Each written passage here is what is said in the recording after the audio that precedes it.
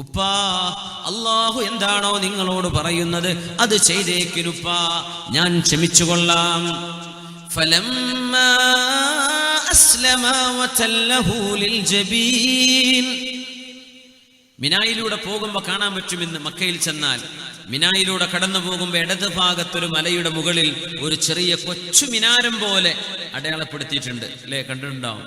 ഇസ്മായിൽ നബി ഇറക്കം കിടത്തിയ സ്ഥലം. തിരിച്ചു കടത്തിയപ്പോ വനാദൈനാഹു അയ്യാ ഇബ്രാഹീം, അല്ലാഹു വിളിച്ചു പറഞ്ഞു, ഇബ്രാഹീമേ, ഖദ് സദ്ദഖത റുയാ, നിങ്ങൾക്ക് സ്വപ്നമായി തന്ന ദിവ്യബോധനം നിങ്ങൾ സത്യസന്ധമായി പുലർത്തിയിരിക്കുന്നു. ഇന്നാ കദാലിക നജ്സിൽ മുഹ്സിനീൻ, നല്ല ഒരു ഉപ്പയും നല്ലൊരു മോനുമാണ് നിങ്ങൾ. നിങ്ങൾക്ക് ഞാൻ, അല്ലാഹു പറയുന്നു, നിങ്ങൾക്ക് ഞാൻ ഇഹ്സാൻ പകരമായി നൽകുന്നു, നിങ്ങൾക്ക് ഞാൻ പ്രതിഫലം നൽകുന്നു. വല്ലാത്തൊരു ഭാഗ്യമാണ്. യ ഫൈസാന നസർതാ, യ ഫൈസാന നസർതാ യാ മക്തബ് കി കറാമത്ത് थी, सिखाया किसने इस्माइल को आदाब फर्जंदी. ये फैजान नजर था. ഇതൊരു ദിവ്യ കടാക്ഷമായിരുന്നു, ഇതൊരു ദിവ്യ നോട്ടമായിരുന്നു. യാ മക്തബ് കി കറാമത്തി, അതല്ല ഇസ്മായിൽ നബി പഠിച്ച കൊച്ചു മദ്രസയുടെ കറാമത്താണോ? ആരാണ് ഈ മോന് ഇങ്ങനെ അനുസരണം പഠിപ്പിച്ചത്? സിഖായ കിസ്നെ ഇസ്മായിലു കോ ആദാബ് ഫർസന്ദി. ഇഖ്ബാൽ അത്ഭുതപ്പെട്ടുകൊണ്ട് ചോദിക്കുകയാണ്, ഇത് വല്ലാത്തൊരു കറാമത്ത് തന്നെയല്ലേ? ഇസ്മായിൽ പോയ മദ്രസയുടെ എന്ത് മദ്രസ? എവിടെ പോയി? ഇല്ലല്ലോ, മദ്രസയിൽ പോയില്ലല്ലോ. ഇത് അല്ലാഹു തആല നൽകുന്ന ദിവ്യ കടാക്ഷമാണ്. നമ്മളൊക്കെ ദ്വാരക്കണം മക്കളിൽ നിന്ന് ആ ഒരു നന്മയുണ്ടാവാൻ. റബ്ബനാ ഹബ് ലനാ മിൻ അസ്വാജിനാ വദുർരിയാതിനാ ഖുർറത അയുനി വജഅൽനാ ലിൽമുത്തഖീന ഇമാമാ. അല്ലാഹുവേ, എൻ്റെ ഭാര്യയിൽ, എൻ്റെ മക്കളിൽ, അല്ലാഹുവേ, എൻ്റെ സന്തതികളിൽ, എൻ്റെ ഇണയിൽ നീ കൺകുളിർമയെ നൽകണമേ. സജ്ജനങ്ങൾക്ക് മുമ്പിൽ നിൽക്കാൻ പറ്റിയവരായി എന്നെ മാറ്റി നൽകേ, എന്നെ മാറ്റിത്തരയണമേ. എന്താ അതിൻ്റെ അർത്ഥം? സജ്ജനങ്ങൾക്ക് മാതൃകയായി എന്നെ മാറ്റിത്തരണേ. ഇമാം എന്ന് പറഞ്ഞാൽ എന്താ? ഇമാം ഇന്നമാ ജുഇലൽ ഇമാമു ലിയുതമ്മ ബി. ഇമാം ചെയ്യുന്ന പോലെ മഅ്മൂം ചെയ്യാൻ പാടുള്ളൂ, ഇമാമിനെ ഓവർടേക്ക് ചെയ്യാൻ പാടില്ല, അല്ലേ? ഇമാം എന്ത് ചെയ്യുന്നു അതേ ബാക്കിൽ മഅ്മൂം ചെയ്യാൻ പാടുള്ളൂ, അങ്ങനല്ലേ? അപ്പൊ നമ്മൾ മക്കൾക്ക് ഇമാമാവണമെന്ന്, വാപ്പാരൊക്കെ മക്കൾക്ക് ഇമാമിയങ്ങളാണ് എന്ന് പറഞ്ഞാൽ എന്താ? മക്കള് നമ്മളെ കണ്ട് പഠിക്കണം. അപ്പൊ നമ്മളെ നന്നാക്കി തരണേ എന്നാ ചോദിക്കണത്. നമ്മളെ നന്നാവണ്ടേ? നമ്മൾ വാപ്പ കള്ളുകൂടി വലിയൊക്കെ ഉണ്ട്, മക്കളൊന്നും ചെയ്യരുതെന്നാ വാപ്പാൻ്റെ ദുആ. പറ്റൂല, നമ്മൾ നന്നാവണം. അതാ വല്ലാത്ത അത്ഭുതമുള്ള ദുആയാണത്. എൻ്റെ മക്കളിൽ കൺകുളിർമയെ നൽകണേ. പിന്നെ പറയാ, എൻ്റെ മക്കൾക്ക് ഞാൻ മുമ്പിൽ നിൽക്കാൻ പറ്റിയ ആളാക്കി തരണേ, എന്നെ നന്നാക്കി തരണേ. അപ്പൊ നമ്മൾ നന്നാവും, കുടുംബവും മക്കളൊക്കെ നന്നാവും. ആ ദ്വാരക്ക ഇന്നത്തെ കാലാണ്. പണ്ടൊക്കെ ഓവുപാലത്തും ഇരിക്കുന്ന കുട്ടികളെ നോക്കിയിട്ട് പറയാൻ പറ്റും ഇത് കച്ചറ കുട്ടികളാണ്. ഇന്ന് അവരെ ഓവുപാലത്തൊന്നും കാണാൻ കിട്ടുന്നില്ല. ഓല് മൊബൈലും പിടിച്ച് കറങ്ങുകയാണ്. എവിടേക്കാ വരുന്നത്, ആരൊക്കെയാ ചങ്ങാതിമാര്, എന്തൊക്കെയാണ് അവരുടെ ലോകം, പിടുത്തം കിട്ടൂല ആർക്കും. എല്ലാവരും മൊബൈൽ മേല, ഉസ്താദ്മാർ മൊബൈൽ മേലാണ്, ഖത്തീബ്മാർ മൊബൈൽ മേലാണ്, വേദവരണുള്ള മൊബൈൽ മേലാണ്, മുത്തഅല്ലിമീങ്ങൾ മൊബൈൽ കിതാബിൻ്റെ ഉള്ളിൽ അടിയിൽ വെച്ചിട്ട് കാണുകയാണ്. എന്തൊരു കാലം, യാ അല്ലാഹ്. പിന്നെ സാധാരണക്കാരുടെ കാര്യം പറയണോ? വജഅൽനാ ലിൽമുത്തഖീന ഇമാമ. അല്ലാഹുവിനോട് ദ്വാരക്കന്നെ, ഉമ്മയും വാപ്പിയിരുന്നിട്ട് ദ്വാരക്കുക, മക്കൾ ദ്വാരക്കുക, നമ്മളൊക്കെ ദുആ ചെയ്യുക. അല്ലാഹു മക്കളിൽ കൺകുളിർമയെ നൽകട്ടെ. തുൽഖ് ഇബ്നു ഹബീബ് റളിയല്ലാഹു അൻഹു ഉമ്മ താഴെ ഇരിക്കുമ്പോൾ മീതെയുള്ള റൂമിലേക്ക് പോകുമായിരുന്നില്ലത്രേ. തുൽഖ് ഇബ്നു ഹബീബ് റഹ്മത്തുള്ളാഹി അലൈഹി. മേലെ റൂമുണ്ട്, ഉമ്മയുടെ റൂമിന്റെ നേരെ മീതെ മകൻ റൂം വെക്കൂല. മകൻ മാറ്, ഉമ്മ എന്റെ താഴെയല്ലേ. മാതാപിതാക്കളോട് ചെയ്യുന്ന ചില അദബുകൾ നമുക്ക് ഇൻഷാ അല്ലാഹ് പറയാനുണ്ട്. അതിൽ വരും, ഉമ്മയുടെ ഉപ്പയുടെ മുമ്പിൽ മക്കൾ നടക്കാൻ പാടില്ല. ഉമ്മയും ഉപ്പയും കൂടെ നടക്കുമ്പോ പകൽ സമയങ്ങളിൽ നിർബന്ധമായും, രാത്രി ഒരുപക്ഷെ ഉമ്മാക്കും ഉപ്പാക്കും സംരക്ഷണം നൽകാൻ വേണ്ടി മകൻ മുമ്പിൽ നടന്നേക്കാം. പക്ഷേ പകൽ നിർബന്ധമായും ഉമ്മയെ ഉപ്പയെ ആദരിച്ചുകൊണ്ട് മാതാപിതാക്കളുടെ ബാക്കിലാണ് മക്കൾ നടക്കേണ്ടത്. അങ്ങനെയൊക്കെ നമ്മൾ എവിടെയെങ്കിലും ചെയ്യാറുണ്ടോ? മഹാനായ ഹൈവത്ത് ഇബ്നു ശുറൈഹ് റളിയല്ലാഹു അൻഹു വഹുവ മിൻ കിബാരിൽ ഉലമാ, അലിമീങ്ങളിലെ പ്രഗൽഭനാണ് മഹാൻ. ജനങ്ങളെ മുതഅല്ലിമീങ്ങളെ ഇൽമു പഠിപ്പിക്കാൻ വേണ്ടി മഹാനായ ഹൈവത്ത് ഇബ്നു ശുറൈഹ് തങ്ങൾ ഇരിക്കുമ്പോ, ദർസ് നടത്താൻ വേണ്ടി ഇരിക്കുമ്പോ ഉമ്മ വരും, മോനെ ഖും അൽഖി ശഈറ ലിദ്ദജാജ്, ആ കോഴിക്കുഞ്ഞുങ്ങൾക്ക് തീറ്റിട്ട് കൊടുക്കും മോനെ എന്ന് പറയും. ആരോട്? വലിയ ഉസ്താദിനോട്.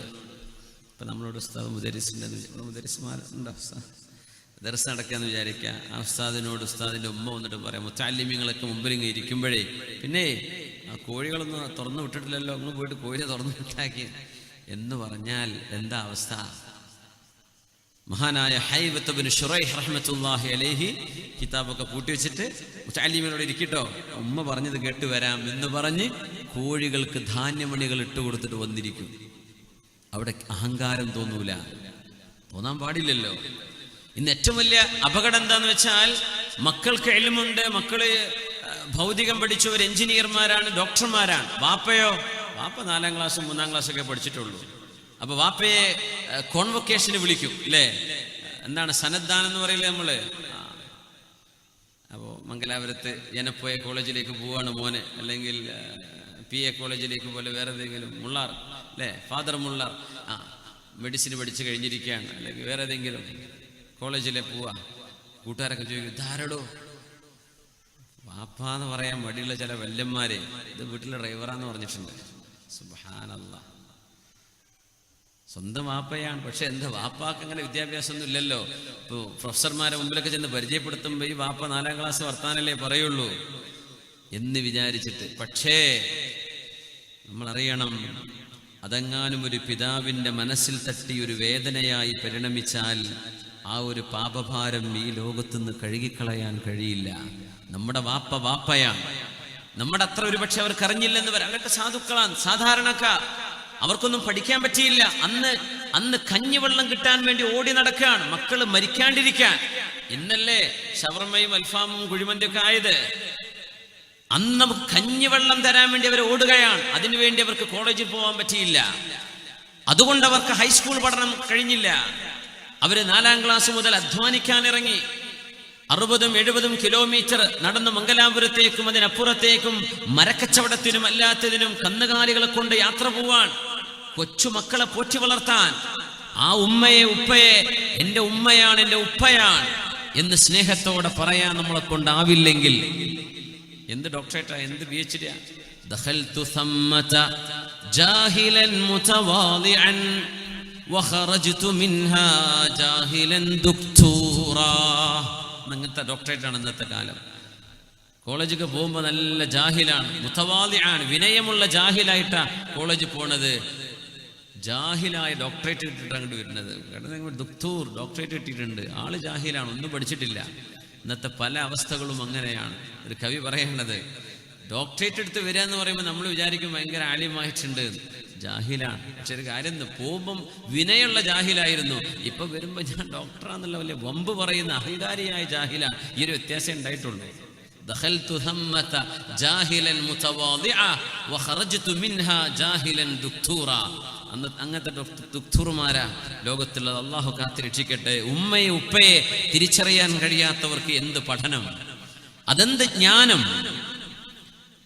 അതുകൊണ്ട് തന്നെ ആയിരക്കണക്കിന് ശിഷ്യന്മാർ മഹാനായ ഹൈവത്ത് ഇബ്നു ശുറൈഹ് റഹ്മത്തുള്ളാഹി അലൈഹിയുടെ മജ്ലിസിൽ ഇരിക്കുമ്പോ, മോനെ കോഴിക്കുഞ്ഞുങ്ങൾക്ക് ഭക്ഷണം ഇട്ട് കൊടുക്ക്, തീറ്റ ഇട്ട് കൊടുക്ക് എന്ന് തന്റെ പ്രിയപ്പെട്ട മാതാവ് എന്ന് പറയുമ്പോ, ആയിരക്കണക്കിന് വരുന്ന ശിഷ്യഗണങ്ങളോട് മക്കളെ ഒന്ന് ഇരിക്കണം, എൻ്റെ ഉമ്മാക്ക് ഞാൻ ഉത്തരം കൊടുക്കട്ടെ എന്ന് പറഞ്ഞ് കോഴിക്കുഞ്ഞുങ്ങൾക്ക് തീറ്റ ഇട്ട് കൊടുക്കാൻ മഹാനവറുകളുടെ ജ്ഞാനം തടസ്സമായില്ല.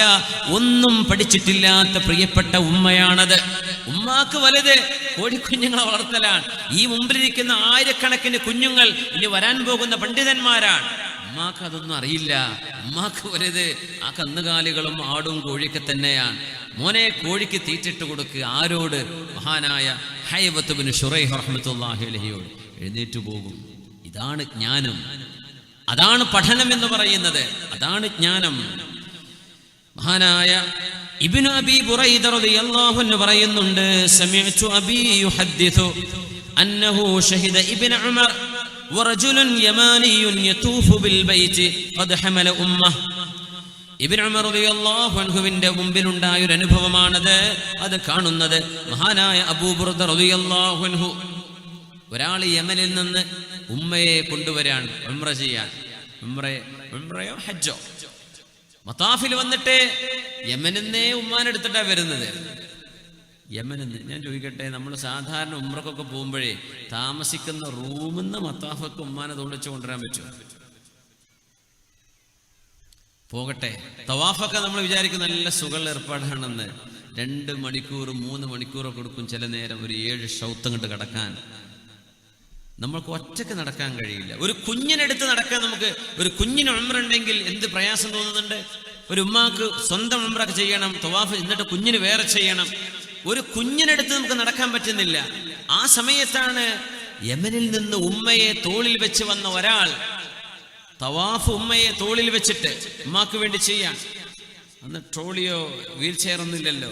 ഉമ്മയെ തോളിൽ വെച്ചിട്ട് സഅയ് ചെയ്യുന്നു. മക്കക്കാരനായ അബ്ദുല്ലാഹി ഇബ്നു ഉമർ റളിയല്ലാഹു അൻഹു അവരെ മുഹാജിറായ സ്വഹാബിയാണ്. തങ്ങളുടെ കാലശേഷം മക്കയിൽ വന്നു. മക്കയിലെ ശുഹദാ എന്ന സ്ഥലത്താണ് ഇബ്നു ഉമർ എന്നവർ അന്ത്യവിശ്രമം കൊള്ളുന്നത്. ആ മഹാൻ എനിക്ക് സിയാറത്ത് ചെയ്യാൻ പറ്റി 2 ആഴ്ച മുമ്പ്. ഇബ്നു ഉമർ റളിയല്ലാഹു അൻഹു അല്ലാഹുവിന്റെ റസൂലിന്റെ സ്വഹാബികളിൽ മുത്തബിഉ സുന്നയായ മഹാൻ. ഞാൻ മരണപ്പെട്ടാൽ എന്റെ ഖബറിന്റെ അടുത്ത് വന്ന് ഖുർആൻ ഓതണമെന്ന് വസിയത്ത് ചെയ്തിരുന്ന ഇബ്നു ഉമർ റളിയല്ലാഹു അൻഹു. ശുഹദാ എന്ന് പറയുന്ന സ്ഥലമുണ്ട് മക്കയിൽ. മാഷാ അല്ലാഹ്, അവിടെ അന്ത്യവിശ്രമം കൊള്ളുകയാണ്. ആ മഹാൻ മക്കയിലുണ്ട്. ഉമ്മയെ തോളിൽ വെച്ച് ഉംറ ചെയ്യാൻ കൊണ്ടുവന്ന യമനിയായ ആള്. ഇബ്നു ഉമർ അതറാനി ജസൈതുഹാ. ഇബ്നു ഉമറേ, ഞാൻ എൻ്റെ ഉമ്മയോട് ചെയ്യേണ്ട ഉത്തരവാദിത്വം ചെയ്തിട്ടുണ്ടോ? അതൊക്കെ പോരെ? ഉമ്മാക്ക് ഉപകാരം ചെയ്യണം എന്നൊക്കെ പറഞ്ഞതേ ഈ തോളിലേറ്റ് നടക്കണതൊക്കെ പോരേ എന്നാ ചോദ്യം. ഇല്ല. വലാ ബിസഫറത്തിൻ വാഹിദ.